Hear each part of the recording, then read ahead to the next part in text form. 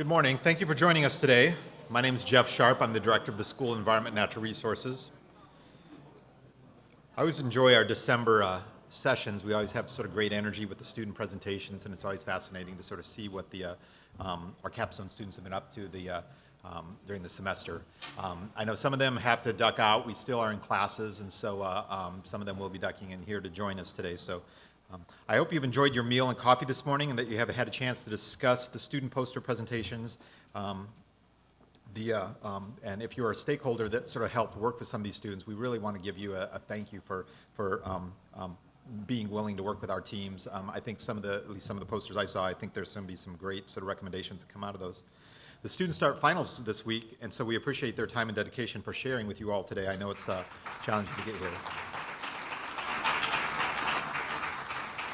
The poster presentations today came from Dr. Matt Hamilton's Environmental Policy-Oriented Senior Capstone and Dr. Yuang Hu and Myra Moss's Assessing Sustainability-Themed Capstone Projects. As a general overview, the policy students collaborated for a second time with the City of Columbus's Department of Public Utilities to strengthen the department's stakeholder relations through the Blueprint Columbus program. It's been very fascinating to sort of see the evolution of the Blueprint Columbus, and I'm so glad that our students have been able to participate in that. They also participated with the City of Westerville on strategies to change attitudes and behaviors related to water quality and to encourage recycling. Thanks to Matt, the cities of Columbus, Westerville, and the capstone students for their efforts to build environmental awareness around our local community. Seniors enrolled in the other capstone assessing sustainability class engaged in one of 6 different capstone projects. One team focused on LED lighting at the Columbus Airport, and another analyzed examining the potential for community solar and distributed energy systems in our Central Ohio region. I was talking to the Columbus Airport students, and it sounds like their recommendations are being taken very seriously. So if you see different lighting out there in another year or so, you can sort of see it. You saw it here first in terms of the students making a recommendation. Another team partnered with the village of Greenfield, located in rural Highland County, to design a mixed-use site to attract tourists and entrepreneurs. A fourth team worked with Professor Kip Curtis and the Mansfield Microfarm Project to explore market opportunities in Mansfield, Richland, and Northeast Ohio. Teams also explored the bicycle friendliness of our Columbus campus and the ability for OSU students to satisfy their nutritional, economic, lifestyle needs at our Columbus and regional campuses. Thanks to Myra, Wu Yang, all the capstone partners who have joined us today. Thank you very much.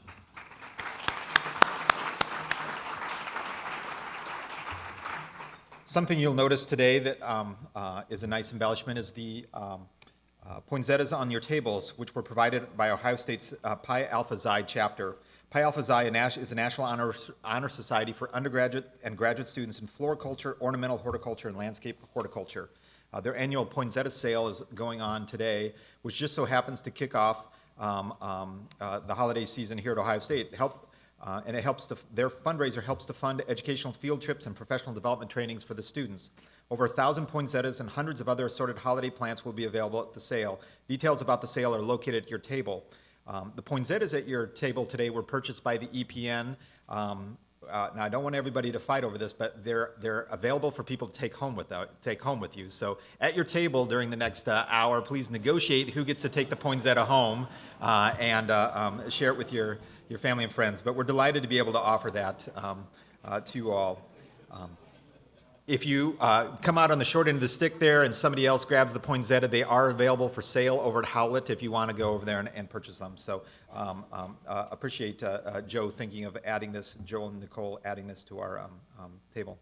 I also want to just give a big shout out to Joe Campbell and Nicole Jackson for putting together the logistics of this. Joe's really, they both tried to really figure out how to sort of add enhancements to our events. This has been a pretty tough fall for us in terms of the EPN has really sort of grown this year in terms of attendance and participation. So managing the logistics of this are challenging. So a big shout out to Joe and Nicole at the end of this year for all your great work in helping make this happen.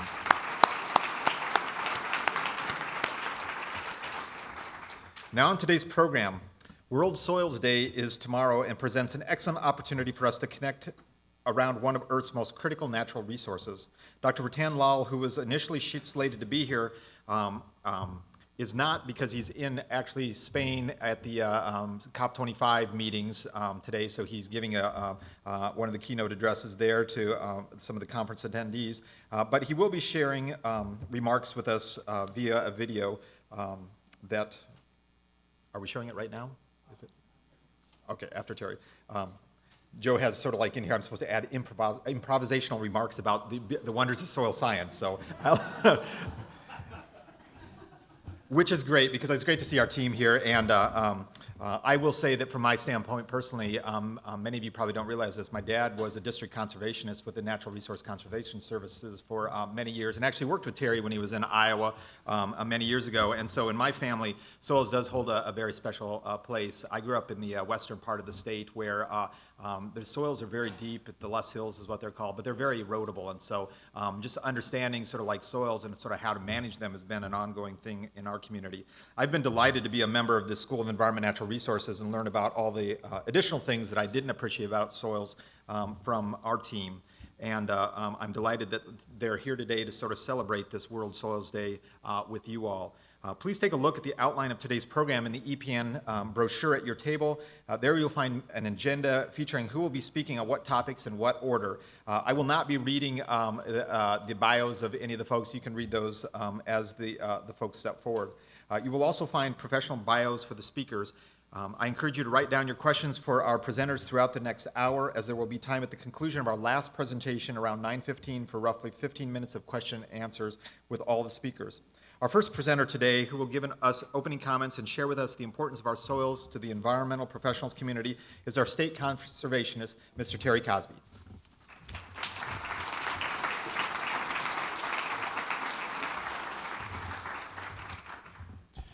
Good morning.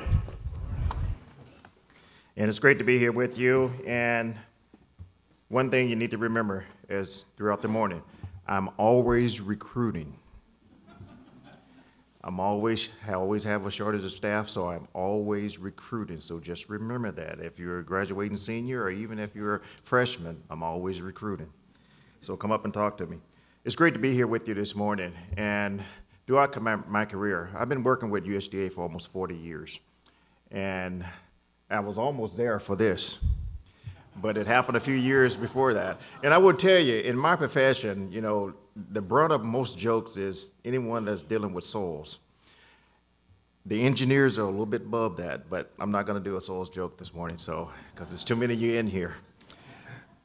But nothing changed the perspective of the erosion crisis more than the Dust Bowl. Just look at that picture on the screen and think about if you were standing there in the early 30s, and what would you have thought? Was the world coming to an end? What's happening? So beginning in 32, because of persistent drought on the Great Plains, it caused this. And there is a video out there that captures all of this information, and we can provide that if you'd like to have it. On May 11, 1934, swept fine soil particles over Washington, D.C., and this went out 300 miles into the Atlantic Ocean. It was just that much dust in the air. In 35, Congress recognized that the waste of the soil and moisture resources on farms, grazing, and forest land is a menace to the nation's welfare, and established what we know then as the Soil Conservation Services, who I started working for. And then in 1994, we changed our name to the Natural Resource Conservation Service because we did so much more than just soil. We looked at all resources. At NRCS, our mission is to help farmers take better care of their land, and that's what we do. I have 72 offices in 88 counties in this state. There's 2,500 offices across the country, and we work in and with soil and water conservation districts. Some of you might know those folks. There's 88 of those districts out across the country in Ohio. We have programs at NRCS that help farmers protect their soil. And the other thing you need to remember about us, NRCS is a voluntary agency. And we want to stay that way. We want farmers walking in the door or calling us to ask us to come out and help them. And we want to stay voluntary. We don't want to police anyone. We don't want to be the erosion cops. And it's worked well for us for over 80 years, and we want to stay there. We support Americans' farmers, ranchers, and foresters. We offer technical and financial resources, and I'm going to talk a little bit about those here in a few minutes. Healthy soil is the foundation of agriculture. Maintaining healthy soil is one way to prevent another Dust Bowl. We don't want to be back here again. Keeping soil healthy and productive is one of the most important things to my agency and should be to all of us. And then by using some of the proven methods that we recommend to farmers when we're out on the land is one way to do that. Folks, we have what we call soil conservationists. And what they do is they walk the landscape with the producer. We make an appointment with these folks. We go out, we walk every acre, and we look at what's happening on that farm. And we write a prescription, no different than what a doctor does. We write land prescriptions. And producers have responded to what we've been recommending, and it's worked pretty well. Another matter, organic matter. There's no other component that is more important to a healthy soil than organic matter. Increasing organic matter helps to improve profitability, sustainability. And the three ways that we do that is we recommend that they increase the amount of plant and root production, apply carbon-rich materials to the soil, and use practices that slow rather than speed decomposition. At NRCS, we use soil health management system with 4 basic planting principles. When my staff is out with those farmers, we use 4 basic principles. Disturb the soil as little as possible, grow as many different species of plant as practical, keep living plants in the soil as often as possible, and keep the soil covered at all times. And that's something that my staff does very well when we're out working with those folks.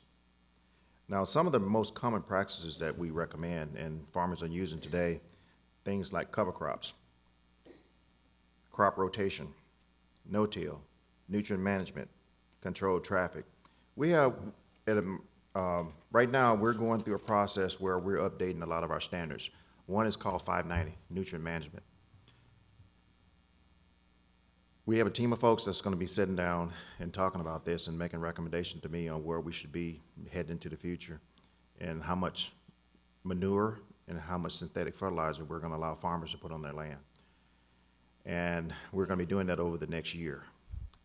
And I will tell you, that's probably going to, in my career, that's probably going to be one of the toughest things that I will undertake as a state conservationist, is that over the next 12 months is trying to decide how much folks can apply to the land.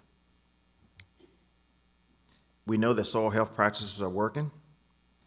Since 2012, NRCS has helped producers on 40 million acres of land to save their soil. And we've done this with a lot less employees than we've had in the past. Are we seeing results? Sure we are. There was a case study done in the Midwest by 4 farmers. And what they found is they had an increase in planting costs because they started using cover crops, about $38 an acre. But they decreased fertilizer costs up to $50 per acre. They decreased erosion costs up to $16 an acre. They had a yield increase of which amounted to about $76 per acre. So they netted about $110 an acre by doing cover crops, conservation tillage, no-till, and some of these things. And that's something that my staff really works real hard with folks out there. I want to talk a little bit about the financial assistance. There's about 19 different programs that I administer here in the state, and farmers can come in and apply for.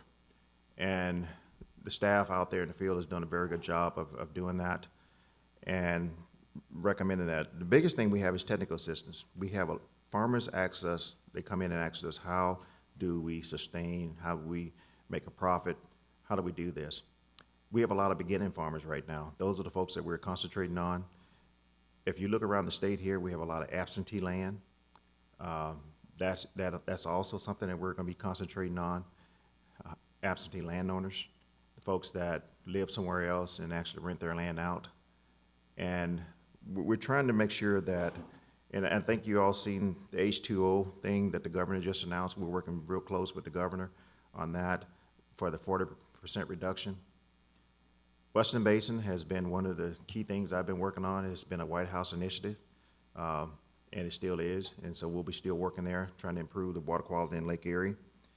And in closing, one of the things I would leave you with is something that our founding father, Hugh Hammond Bennett, one of his quotes was, "Out of the long list of nature's gift to man, none is perhaps so utterly essential to human life as soil.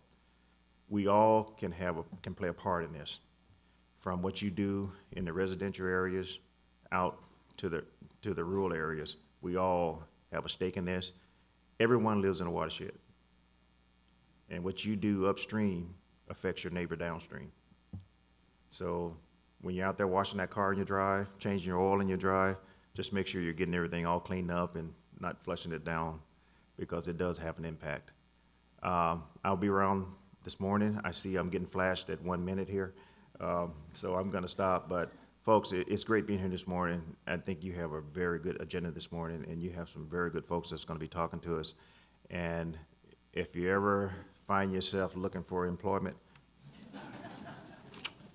contact USDA, please. Thank you.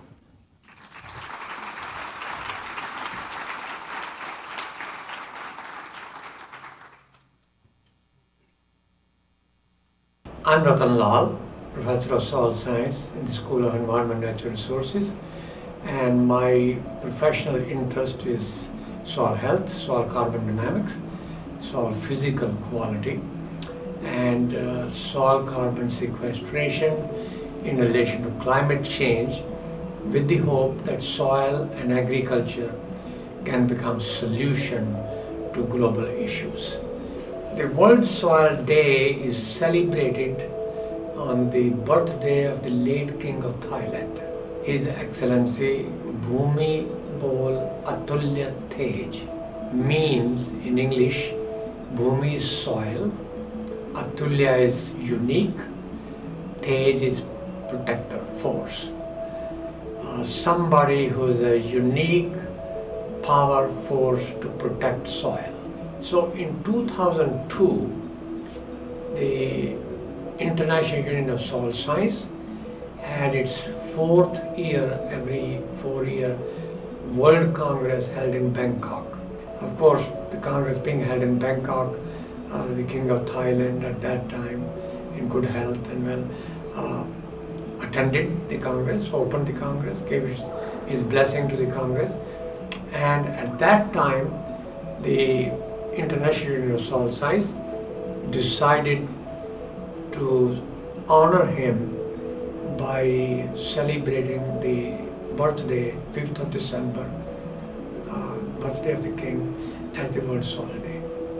So first of all, I do want to congratulate all the audience that are meeting under the EPN auspices for the very auspicious day of the World Soil Day. Subsequently, after the inauguration in 2002, the King of Thailand took that issue to United Nations, and with his support and request, 2015 was declared the Year of the Soil. After the Year of the Soil, the International Union of Soil Science decided that the decade from 2015 to 2024 is called the Decade of the Soil. So the World Soil Day has a history of its origin through International Union of Soil Science, but I'm very pleased to say that the United Nations, especially FAO, based in Rome, has taken it up. They celebrated very enthusiastically. They also promoted the International Year of the Soil, and then IUSS has expanded this to a Decade of the Soil, which will end in 2024, and year 2024 is the centennial celebration of the International Union of Soil Science.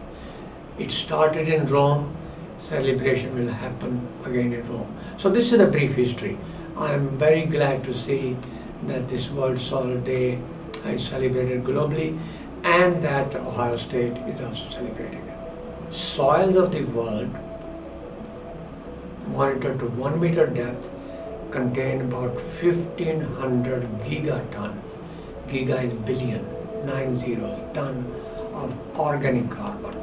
In addition to the organic carbon, soil also has inorganic carbon, and that amounts to another about 750 or 800 gigaton to 1 meter depth. So to 1 meter depth combined together, organic and inorganic carbon is about 2300 gigaton, billion tons of carbon. Compare that with the total carbon in plants, trees, shrubs, is about 560 gigaton alive biomass. The detritus biomass is about 60 gigaton. So total detritus, dead material, and the live is about 620 gigaton, which means a very small change in carbon stock in soil can have a large impact on the atmosphere. So the goal of climate smart agriculture is how to make soil and agriculture sink of atmospheric carbon. Therefore, soil done properly and agriculture done properly is a natural solution to climate change. And this message must be very clearly understood on the World Soil Day. That's why we need climate resilient agriculture. That's why I'm very glad that EPN is celebrating the World Soil Day. I wish I were there. But I'm going to be in Spain talking the same thing at the climate summit. And I hope that I'll be able to accept your invitation next time. Have a great day.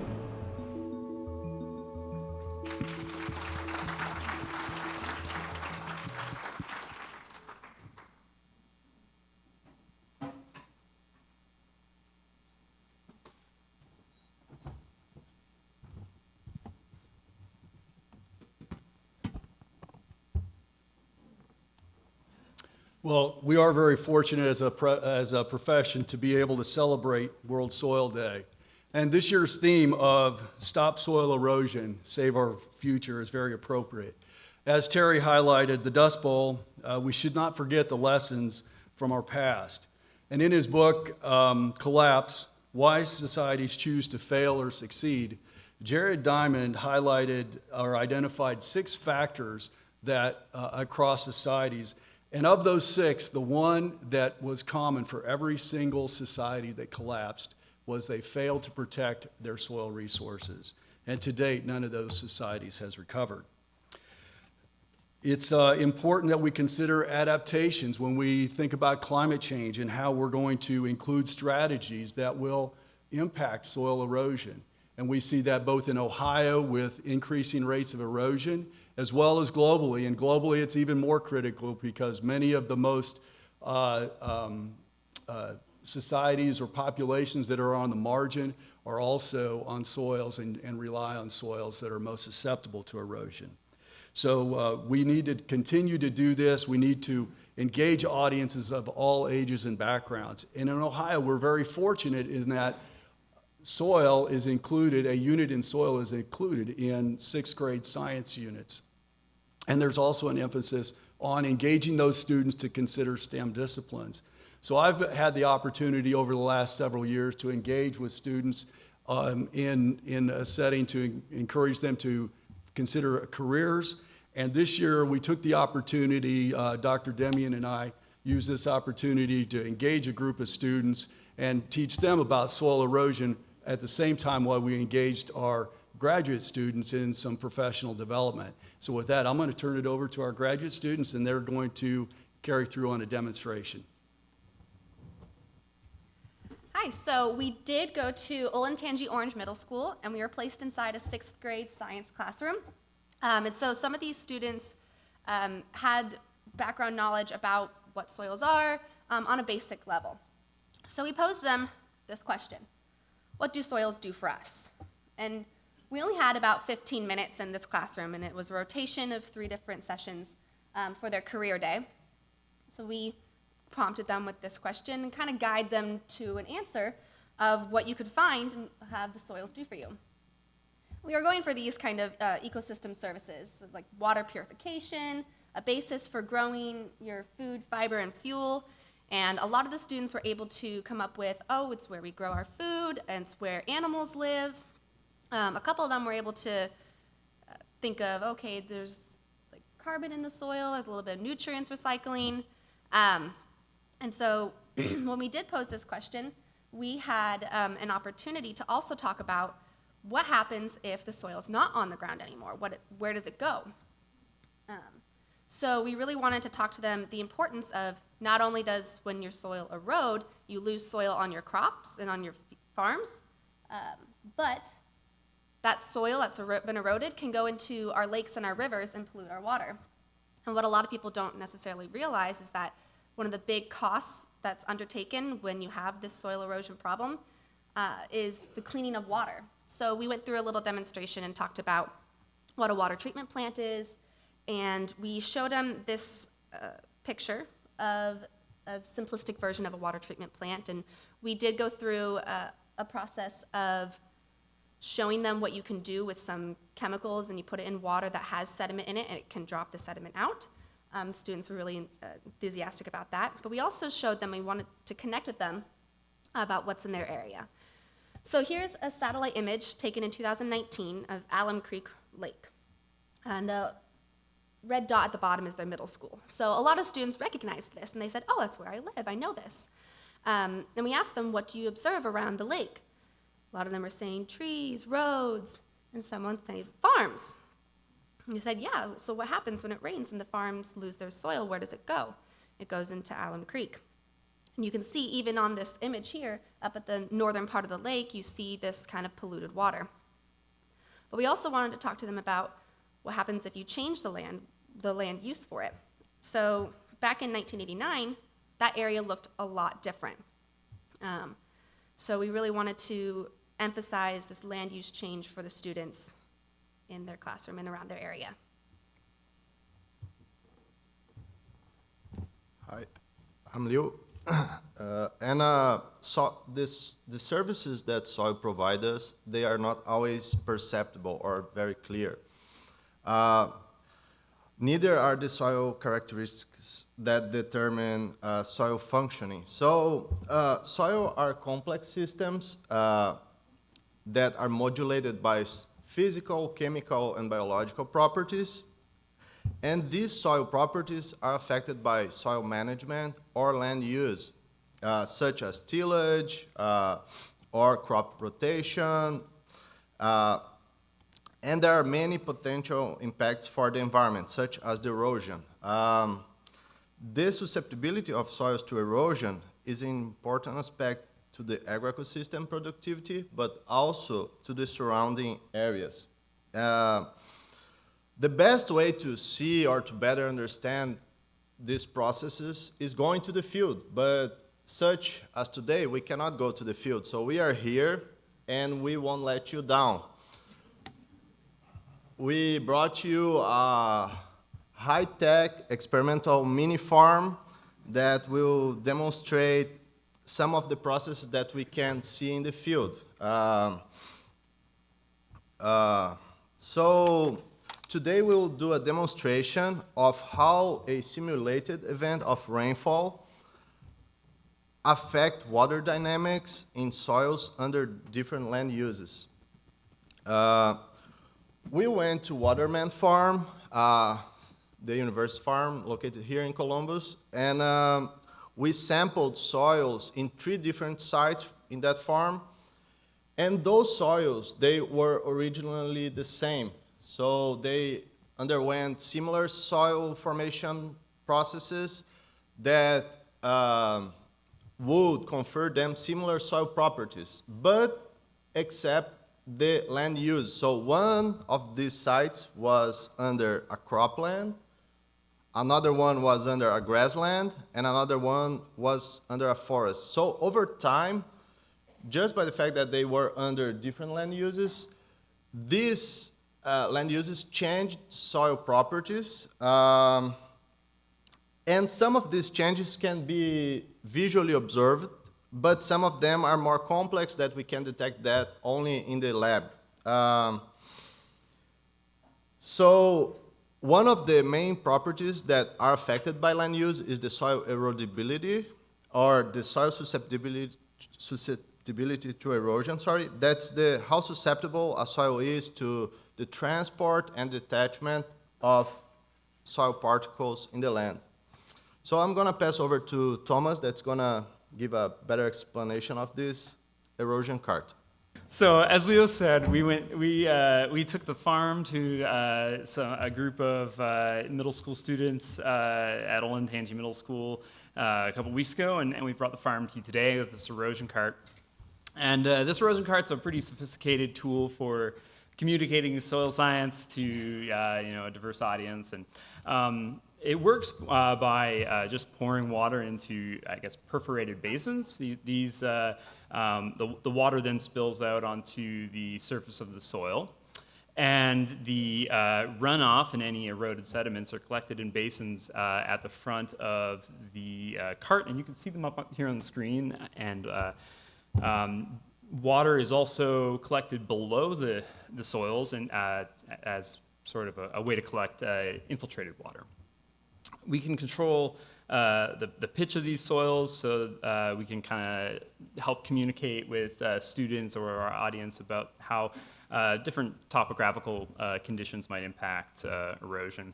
And I guess here in a minute, Jeff, Ali, and Leo are going to pour the water into the basins. But before they do, I just want all of you to think about how the three soils here, which of course I think Leo mentioned are a forest soil, grass soil, and cultivated soil from Waterman Farm, all the same soil series. When you think about how these soils might erode differently based on the management conditions that are present. So you guys can go ahead and pour the water.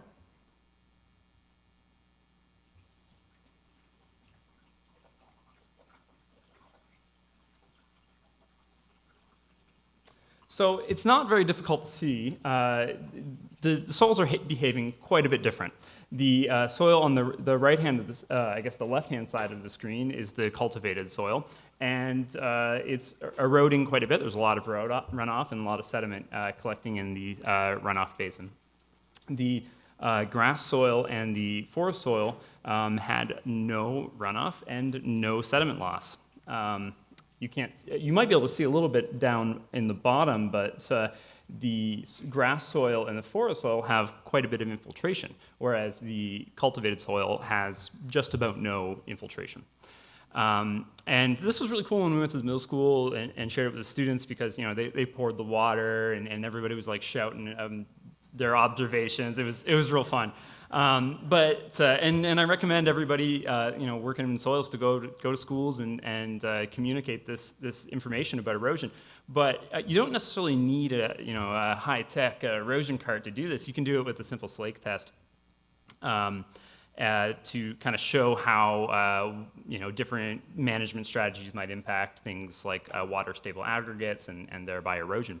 Leo is going to demonstrate this test for us. We didn't do this at the middle school, but it could very easily be done. All you need is a couple of mason jars, some water, and some metal mesh baskets, and a few soils. Like the erosion cart, yeah, Leo, you can go ahead and put those in there.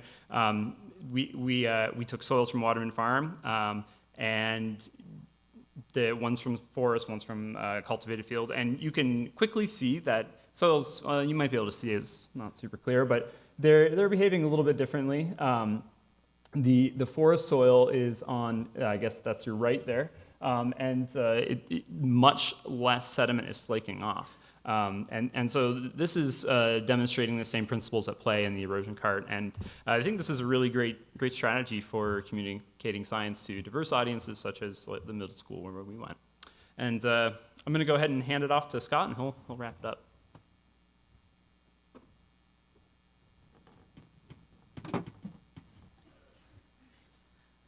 So just in wrapping up, you can see using different demonstration techniques. So the best way to get across different soil properties and the effects of management, such as tillage and things like that. It's very visual to see this. So obviously the forest soil has much more organic matter compared to the crop soil in this instant. And these are things that are obvious without knowing anything about the chemistry of the soils, about knowing the soil type, anything like that.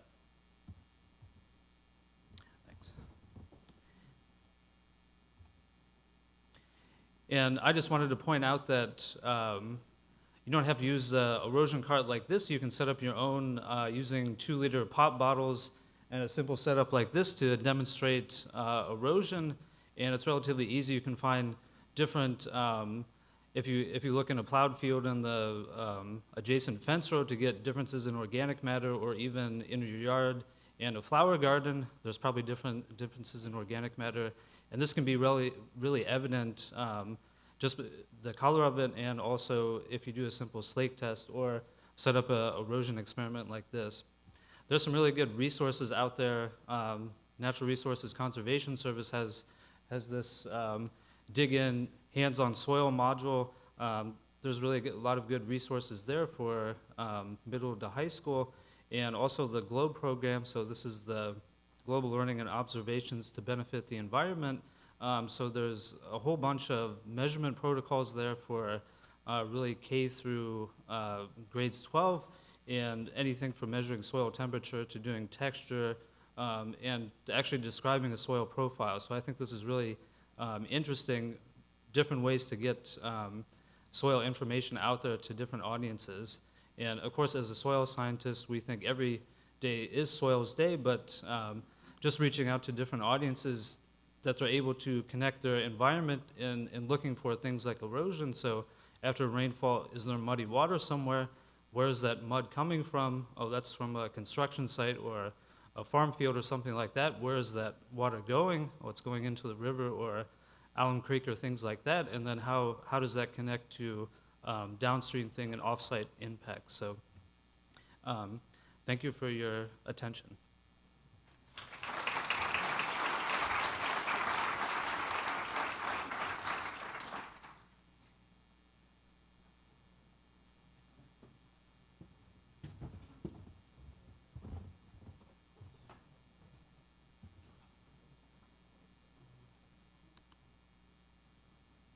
Good morning, everyone. My name is Dr. Christine Sprunger. I'm an assistant professor of soil science in SCNR. And today I just want to talk a little bit about how soils provide ecosystem services. And so we've already gotten a lot of really great examples this morning, and now I just want to provide some data to back up what everyone else has been saying. So oftentimes we think about ecosystem or environmental disservices caused by agriculture. Right in our backyard, we have Lake Erie. We all know that the harmful algal blooms are caused by phosphorus runoff and nitrogen runoff from agricultural lands. We've seen over time that our soils are starting to erode due to intensive management practices. And this all has important feedback loops where we have increases in greenhouse gas emissions, which lead to climate change. And as we know from this past growing season, we're seeing the effects of really wet, extreme weather events and how that impacts our agricultural production. That said, we know that agriculture and soils can actually be part of the solution to climate change because they're able to contribute to important ecosystem services. So this is a really important map that shows the amount of carbon that's actually been lost since pre-settlement. And the darker the color, the larger the amount of carbon that has been lost. And you can see that Ohio is actually the darkest state, so we've lost the most amount of carbon in the Midwest compared to the other states. But with this loss of carbon comes the opportunity to recover that carbon through improving management practices. And with increases in carbon, we know that we can actually lead to carbon sequestration and mitigate climate change. But this increase in carbon isn't just important for climate mitigation. We know that increases in carbon are correlated with improvements in crop productivity and nitrogen retention and other really important ecosystem services. But how do we actually measure improvements in soil health over time? So luckily, we've actually developed several key soil health indicators that can relate to important ecosystem services. So respiration is a measurement that shows microbial activity. It's basically looking at CO2 production, but it also reflects the amount of carbon that's visible in the soil. We also have active carbon, which reflects the amount of stabilization that is occurring in an agricultural system. So that is really linked to is that carbon's staying in the soil, not being released back into the atmosphere. And then we have soil protein, which is actually a nitrogen measure. What we're seeing right now is that it reflects both nitrogen availability as well as nitrogen retention. So how can we manage our soils to provide these important environmental services? We've already heard that it's really important to just increase organic matter inputs, reduce soil disturbance, and increase year-round ground cover. But these things are easier said than done. So how can a farmer go about doing these things? So one would ask, how does the act of diversity and the act of perenniality impact carbon accumulation? And one way to test this is to use a gradient like this, where you're able to compare continuous corn, soy, canola rotations. You have monoculture perennial systems like switchgrass, smithganthus, and poplar systems, which are candidate biofuels. And then you have your more diverse perennial cropping systems. So things like native grasses, early successional systems, and restored prairie. And so for part of my dissertation work, I asked, how do all of these different systems contribute to carbon accumulation? So at our high fertility site, here you can see the gradient from corn all the way to restored prairie, and the annual systems are in green. In blue, we have perennial monoculture systems, and in red, we have the restored prairie systems. And interestingly enough, we actually don't see that much of a difference except between the continuous corn and the restored prairie system. However, at our sandy site, our alpha sol site, we actually see that the diverse perennial systems are able to accumulate carbon 2.5 times more than the annuals and the monoculture perennial systems. And so this shows that diverse perennial systems are actually can rapidly accumulate carbon, and it's likely due to those deep root systems that we see in more diverse perennial systems. Now, this is an example from a long-term experimental trial. Can we see these similar trends on actual farmer fields? And that's the type of research that I'm doing right now. And to do this, we took an interdisciplinary approach. We worked with social scientists in our school to basically offer anyone who took a really large survey a free soil health test. And that was a way to get a lot of data from several different farms across Ohio, Michigan, Indiana, and Pennsylvania. And as part of the survey, we asked farmers about their management practices, so asking about their rotations for the last 4 years. In this example, it was a farmer who grew hay for 3 years and then transitioned to corn. And then we also wanted to understand how often they were tilling their soils. So we just asked them to quantify the number of passes over the 4 years and then document how intensive that tillage practice actually was. And so from this survey, we're able to collect quite a lot of data from these 4 states. A total of 73 counties participated, 197 farmers responded with the survey and asked for a free soil health test. And these were all certified organic corn growers. And we were able to get a lot of information on a variety of management practices that they were using. Were they using cover crops? Were they adding manure? And so on. And so what actually drives soil carbon dynamics on organic farms in the Great Lakes region? What we found was that tillage and perenniality were the top-ranked predictors of respiration. So this, again, is the measurement that reflects the amount of carbon in the soil. And we see that an increase of tillage frequency decreases mineralizable carbon for respiration, which is exactly what we would expect to see.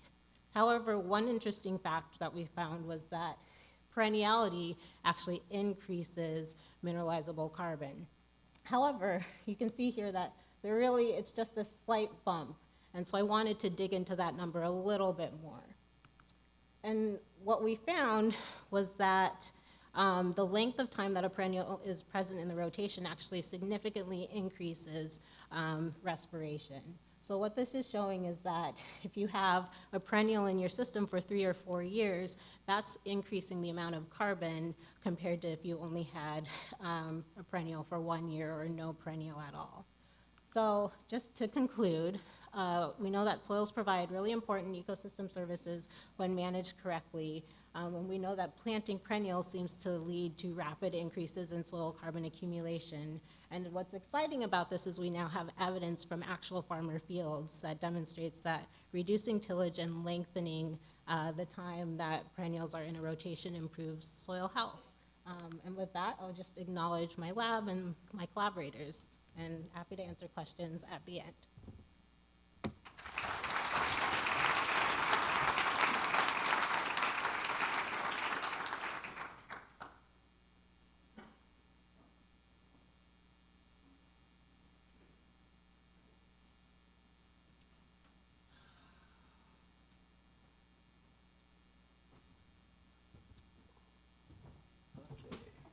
Self-loading. Okay, so where are we at? Here. Right. So where are we? Okay, good.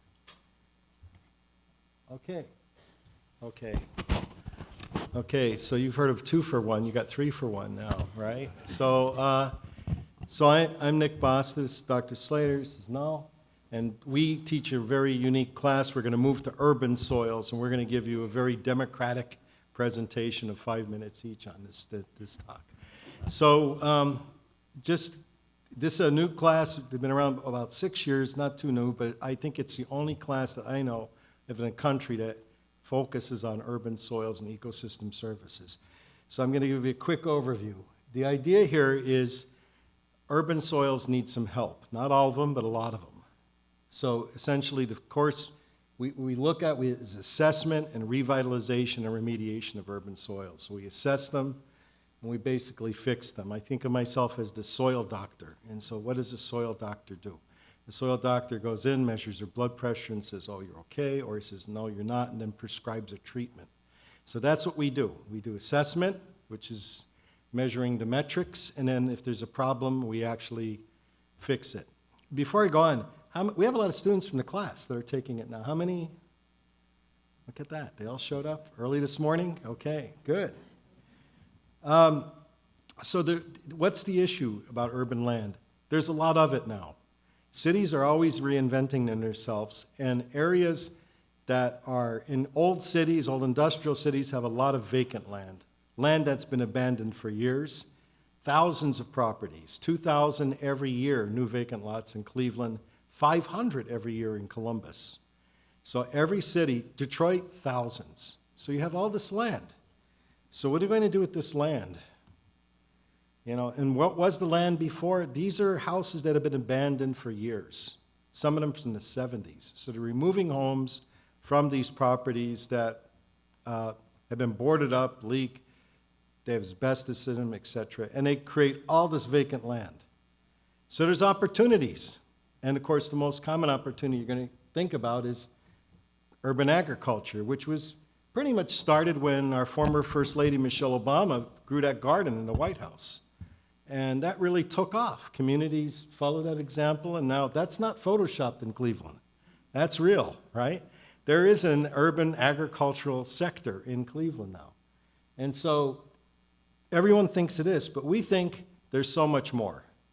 Not just growing food, but there are other services you can get from soil. As Dr. Lal will tell you, and others, carbon sequestration.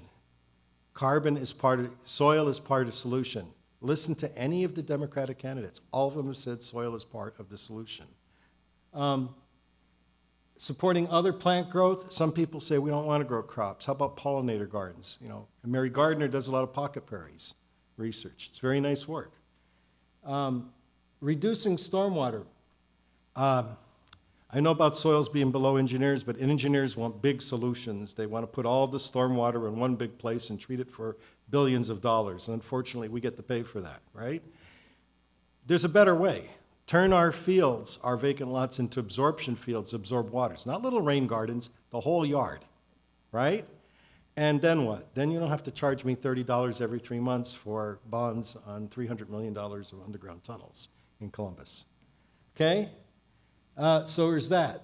Other one is wildlife, birds, other types of things. Our bird populations are crashing. That's what our avian people tell you. Well, we can restore bird populations by creating habitat in cities. So the bottom line is I agree with Terry that healthy soil supplies all these things. So we created a class to actually go after these services, assess the soil, and fix it if it doesn't have the services, improve it.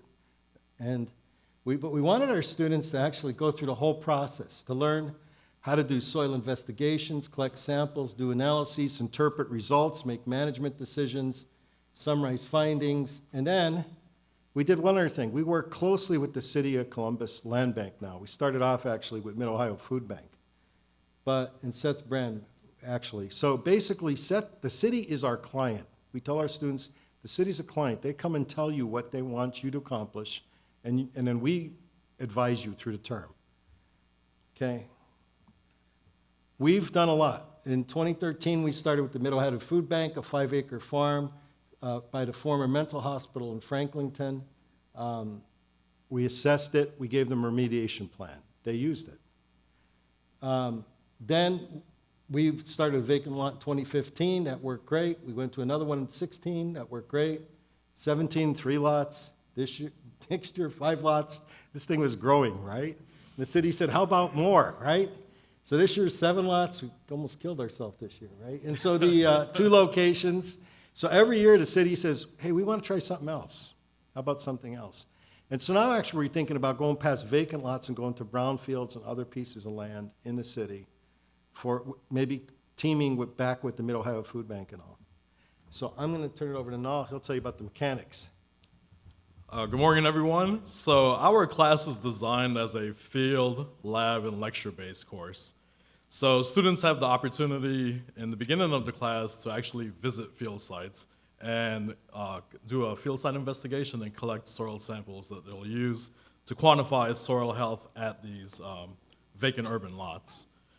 And after the collection of soil samples have happened, the students come back and we perform several different lab measurements in the lab to quantify different soil physical, chemical, and biological properties in order to come up with an overall soil health assessment. And after that, students then go into making decisions on what type of remediation needs to be done at these urban lots, and they actually develop a recommendation plan that they present to the members of the City Land Bank on how to go about to accomplish this. So basically, the component of the class has about 5 different components there. So for field sampling, we went out to 2 different field sites this year with 2 different targeted land uses. The first one was for urban agriculture use, and the second one was to restore for more natural vegetation, for example, like developing a pocket prairie on these types of land. And as you can see in the photo collage here, you can see the students out at the field sites collecting different soil samples and taking different in-field measurements that they'll use later on in the semester. In the lab, we measure about 14 to 20 different soil health indicators throughout the semester. And we can see a list here on the screen, basically different in-field measurements and lab measurements. And once again, we have some photos depicting students actually doing the lab work in the class. So the students collect all of this data, and the way we assess our students, we make them write a technical report. So the way we approach the report, it's a living document. So the report is structured just as the class is structured. So it has 5 different components, and the students work on each component subsequently as the class goes along. So the first part of it is their actual field site investigation. So the students would have to go and find out previous information on what those urban lots were used for in the past, all the way, in the early 1900s up to present time. And as the class goes on, they keep adding to the report, talking about the different measurements they made, the different results they obtained, and actually discussing the type of results they obtained. And the students submit the report at the end of each section, and one unique thing that we do, we actually provide feedback to the students after each section.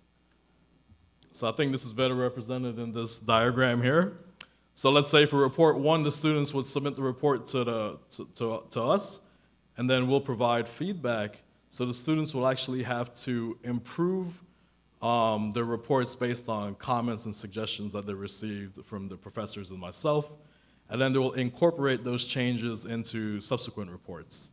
So any changes that were made would be added to the second report, and then the cycle continues on. The last component of the class is basically a summary of all of the measurements that I've done. So we try our best to quantify ecosystem services. So we review the different types of services that soil ecosystems can provide in terms of provisioning, supporting, regulating, and cultural services. And this semester, we're actually focused in on 3 different ecosystem services. And we had the students go through in-depth calculations to quantify this based on the data that they generated for their urban lots. One of them is stormwater retention. As we know, in an urban city, we can have a lot of issues with soils not capturing water, and that water actually goes down the drain and then has to be treated at a water treatment plant. So students use infiltration data that they have obtained from their field sites to actually generate a value for stormwater retention. For support of plant growth, they use data related to nitrogen in order to quantify that, and the same thing goes for carbon capture and storage. So all of the measurements that they have done for carbon, we use that information and quantify the actual stock that these urban lots can have in terms of carbon capture. Yep. And I'll transition to Dr. Slater now.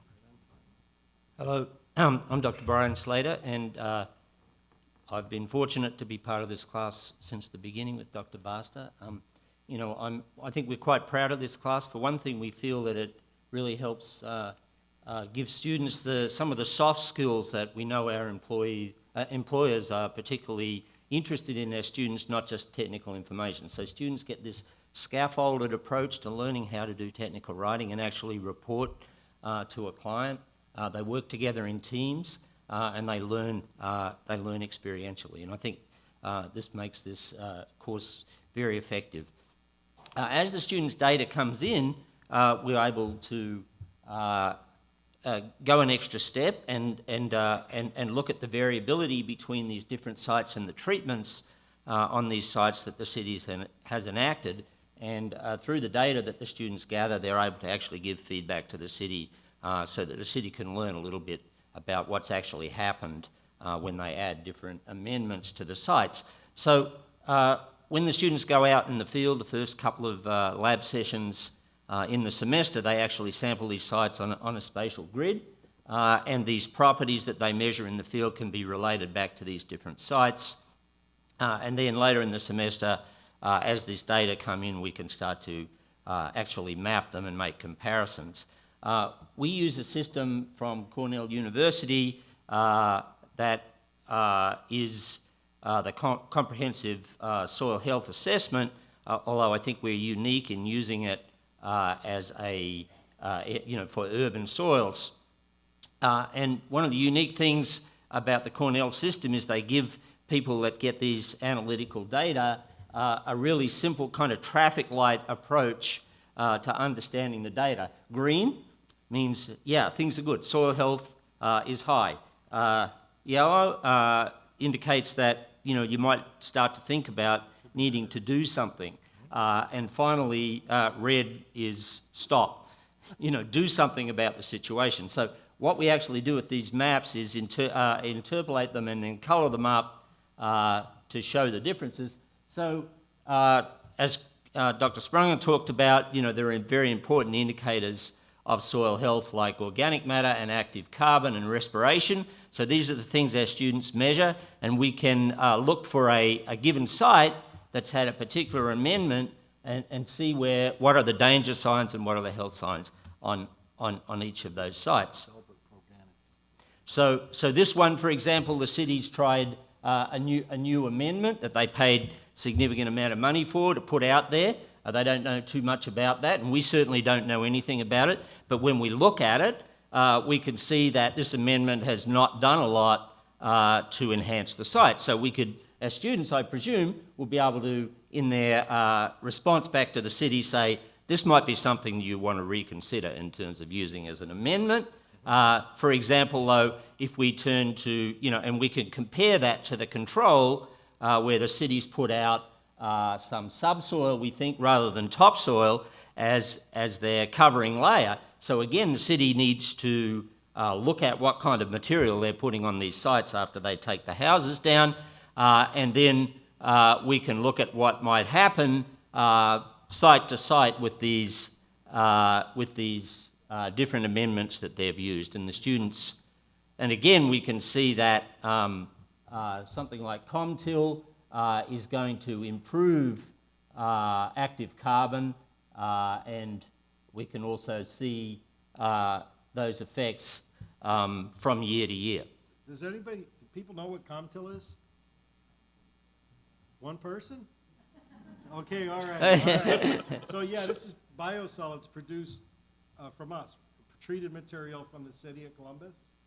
It's basically treated sewage sludge. It's very clean material. They make compost out of it, okay? And so what happens is it's free to the city. This costs nothing. So it's not only the best treatment, it's the right price, right? But And we could see that over time too by looking at, as you can see on the bottom part of this slide, that ComTil addition a year ago is showing a better effect than the most recently done site. So our students are able to use this information to actively give the city advice that they can put into practice. Thanks. Oh, and then, yeah, this shows the same thing, in this case for nitrogen, and we can, again, tell those differences. You can finish off. oh yeah, one more slide. And normally what we do is we report out to the city at the end. So that would be today. We haven't heard back from the city. They've got some changes in personnel. But the students will present out today kind of what the general bottom line is of what the final recommendations are. How good are these lots? Do they need help? And then we actually use NRCS recommendations for soil health as to how to improve the things that are short. So if it's organic matter or it's compaction. By the way, the biggest problem we find is physical properties in these areas. They're just terrible in these lots. And the stuff that the city is actually bringing in, they call it topsoil, but it's like rock. Okay, it's the cheapest junk they could find, and we're trying to get them to change that practice. If we get this right, put in the demolition specs, that works. The other thing I'll mention is Columbus is pretty clean. We look for contaminants like lead, and we don't find much in Columbus, which is good. But up in Cleveland, we find it. So like 1 out of every 4 lots, we find lead. And so we do have a treatment that if people do find contaminants on the lot, that they should do something about it. There are spots in Columbus that I don't want to tell you about that have lead in them. But honestly, so this has been a very unique experience we've had. The students have basically said, this is great. We actually are making some measurements and using it and coming up with recommendations. It's been the most rewarding class I've taught in my career because, I fell into the death by PowerPoint trap that most instructors fall into. And honestly, our students don't really learn until they get out there and they actually start doing things. And that takes more work. So, we bit the bullet. It takes more work on our part. But, it's rewarding when a student comes up, and usually students tell us, this is great, I wish we had more classes like this. I wish we did too. So we're working on it. We'll try to create a few more of these. Okay, thanks. Thank you. So I'll ask you three to stay up there and use that microphone. We now have time for about 10 or 15 minutes of audience question and answer. So you can ask a question to anybody that's presented. They have microphones where they're seated now. So please raise your hand if you have a question.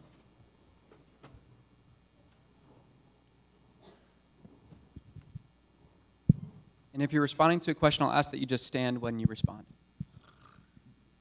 So I applaud you guys in your urban soils class. So converting vacant lots and all that to better soils is great. But at the same time you're doing that and maybe improving 40 or 50 acres a year, we have thousands of acres that are being constructed where the topsoil is removed, they compact the soil. Is there some way that the urban soil folks can maybe from Ohio State affect policy or the way that soil conversion takes place so we don't take all of our green soils to red during the construction process? We need one more class on agricultural ones, large-scale agricultural, because the concepts we teach in urban, our students can translate, but when you get into agricultural production agronomic systems, you have a bigger impact because there's more land. Yes, what about it? Oh.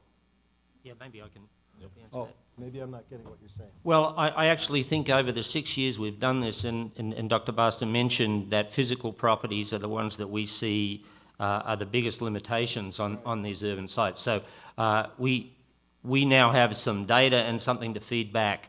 I know that the processes for developing urban lots are very much responded to the need to prevent runoff and sediment loss from these sites. So basically you get in and make an impervious surface, and so that's responding to one kind of ecosystem service need, but we now know that urban lots are a place where carbon can be sequestered, where water can infiltrate, and where we can grow amenity plants for human benefit. So I think in response to you, we have some data now and we can start to try to influence policy on this. Yep. Yeah, I want to mention one other thing. Nothing gets implemented in the cities without the engineers approving it. So, when they're looking at using lots or giving people designing lots to capture stormwater, one of our graduates from years ago, Bill Schuster, is a leader in this with US EPA out of ORD. And he travels around the country turning whole areas and cities into absorption fields. And the question he gets is always, it's how many liters of water can you capture? How many gallons of water can you capture? And we have to have numbers for these folks. And so, because what it boils down to is they want to know reliably that this water could be captured and under all conditions. Then if you can actually you got to generate data. And the data has to be their language. So that's what we're trying to do, is get the data in their language. Then if it looks like it's numbers that make sense, it's not just a drop in the bucket, then they may ask you, okay, so we don't know if we trust a decentralized system. How do we trust the city to keep capturing this water? They like control. One big quarry, right? All the water goes in, they measure how much goes in, they like that. Okay, so, in Chicago, they store 1 inch of rain in Chicago generates 14 billion gallons of water. And those 14 billion get pumped to the sewage treatment plant, and every drop has to be treated. And I don't want that water bill. I don't know what they pay for Chicago every 3 months for their water bill. In this city, we decided to build tunnels. We built $300 million worth of tunnels and stopped because we needed $2 billion, right? So it's always amazing to me, is when we talk to the city, they say, well, how much is this going to cost? It's like, well, how much are you spending already? And so the engineers aren't about money. They're about how many liters can you trap on a lot reliably, right? And so I think we have to speak their language. I guess that's the most important thing. Then after we get agreement with them, then you get to the policy point. You know, you can't start with policy with engineering numbers. Yes? Next question. Finally, thank you. I'm more concerned about the farmland in Ohio and primarily oriented toward an infrastructure of clay tile that is collapsing and creating more soil erosion, as well as rethinking our past. Most of the tiling for Ohio was coming in after 1850. And a lot of the clay tile varied in size and how people use the tile. We now have soil and water conservation offices that think the way to handle water is systematic tiling. And if it doesn't work for tiling, say, 50 feet away, they go to 25 or they go less. My question is, when are we going to rethink the drainage for farmland? Rethinking it in the sense that the soils vary and the slopes vary as well. When do you guys want to handle that? It's yours, take it. Or Terry? Terry said he's going to back me up. Well, when we think about some of the things that we're looking at in the future, I've actually been taking a look at some of the data, and we have seen an increase in annual precipitation on average over the last, even as short as 40 years. But certainly if we go back to some of our long-term data, significant increase in precipitation. So when we think about some of our soils, we're going to have to think about how do we manage that with increased number of events and increased intensity of events. And so then we have to really think about our erosion issues and then how we move that water off. And do it in a way that minimizes off-site impacts. And I think that's one of the things that's a real question. So putting more tiles out will certainly increase the amount of drainage per acre, right? But I think at some point then we also have to think about, well, do I need that water at certain areas of the year? Because if we look at some of the trends that have not only been observed but are predicted nationally across North America, we're seeing wetter falls and drier summers. And so we could be looking at more seasonal droughts, especially when we think about corn, soybean rotations, heavily in corn and soybean. The time when your corn and beans need that water for grain fill, we may be looking at more seasonal droughts. So, based on some of the data that we're seeing. So I think that's some questions that managers are going to have to think about. We're also, I think, going to have to consider some of our erosion practices. We've been very fortunate. If you look at some of the NRI data for soil erosion in Ohio, we saw a really nice decrease as a result of the CRP ground. And for some of our newer folks, they don't have any idea what that is. Some of us who've been around for a while understand that. But that Conservation Reserve Program did a great job of decreasing soil erosion. But statewide, we're seeing an increase come back in the last 10 years as some of that ground has come out. So I think with a lot of our silt loam soils, I think that's something we're going to have to really consider is not only the erosion, but also think about some of seasonal drought as well as drainage on those sites and off-site impacts of that drainage. And he talked about CRP. There's a CRP sign-up starting this week. We've been doing this. This is part of the 1985 Farm Bill. And at that time, we put a lot of acres in. And so I think the acres now is about 24 million that we can have in the program. So that's going to be very important. You talk about drainage. That's something that my staff and I, we got out of that business. We're not in the drainage business. Now, there are some systematic systems out there. And so when we work with those producers, we talk about water management. And a lot of it is drainage water management. And we're starting to see a lot of that happen in the Western Basin. Folks are holding the water, on the field, in the tile, until they actually need it. And so we're seeing a big uptake in that in the Western Basin. And so we're working on that. There's a lot of research that's going into that. I see Libby over here. Libby has been doing some research for us out there, looking at phosphorus and some of those type things. So there's a lot of work going into this. And I'm not sure you're going to see a lot of systematic tiling going on into the future where they're putting them in every 20 or 30 feet. I think that's pretty much stopped in the Western Basin. I just wanted to continue the discussion. My name is Vinayak. I work in the Ag Engineering Department, and I wish Larry Brown or Norm Fauci, one of them was here to address that question. It's very valid question in terms of rethinking drainage. I can tell you that the first comment you had was about going from random clay tile to systematic. I think it doesn't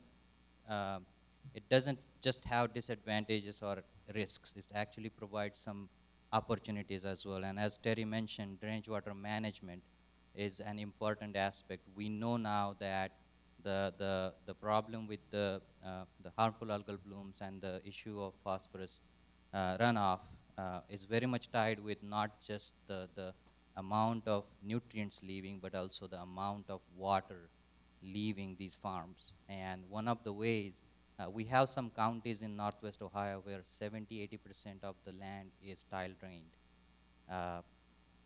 So when it comes to the issue of water management, having systematic drainage actually is a helpful practice. Second aspect to that is it doesn't always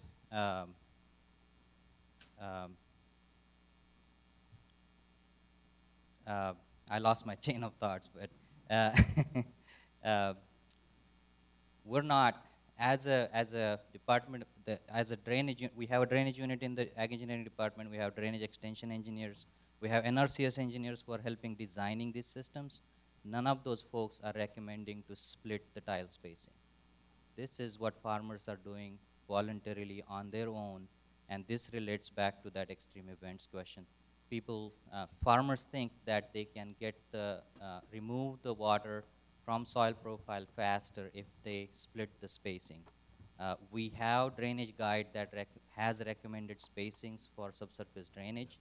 We recommend 40 feet, 50 feet in Northwest Ohio, but unfortunately, the kind of extreme events we are seeing, the farmers are making these decisions on their own, and I can assure you that extension or the NRCS engineers are not recommending to split the spacing. How do we address that decision making is definitely a concern, and I think somebody needs to think about that. Great. Well, that brings us to the close today. I hope you've all appreciated the opportunity to hear from our soil science faculty. I am very excited about what the opportunities are for us to sort of like increase awareness of soils. You've heard it from reports from a number of our senior faculty, but we're delighted that we've had some junior faculty.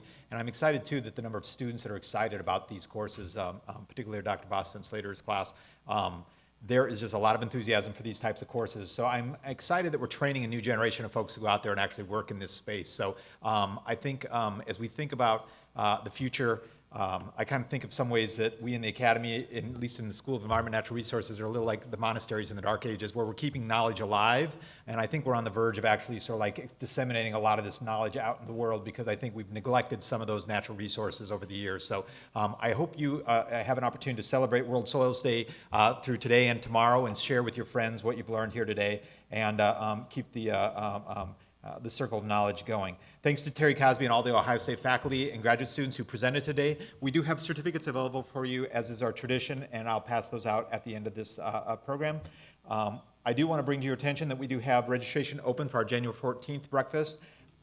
At this program, you will hear from a number of different folks as we think about the white oak restoration efforts in the state of Ohio. I'm excited about this one because we're bringing Darren Whitmer Speyside Bourbon Cooperage Incorporated that produces new charred white oak barrels for the bourbon industry. So we're going to talk about white oaks and their actual use in terms of the practical use of them, but also the important management questions that we need to be attentive to here in the state of Ohio. You'll also hear from the Ohio Interagency Forestry team, including experts from the Division of Forestry, Central State University, and Ohio State, who will talk about the oak-dominated forest ecosystem, another one of those rich, sort of like Ohio resources that we need to be attentive to and preserving. So as you depart today, I do encourage you to decide amongst yourselves who gets the poinsettia at your table, and if you need to find some more, you can go over to Howlett. And in closing, I did want to bring to your attention that we, on the topic of soils, in the spring, there are information will go out through the EPN, but we do have a environmental film series, and we will be talking about soils on February 25th. Rattan Lal and some of our other soils experts will be speaking to the topic of living soils at that event. So if you do want to come back and join us, that is an evening program in January and February, but we will have a session on soils there. So anyway, have a great day and enjoy happy holidays.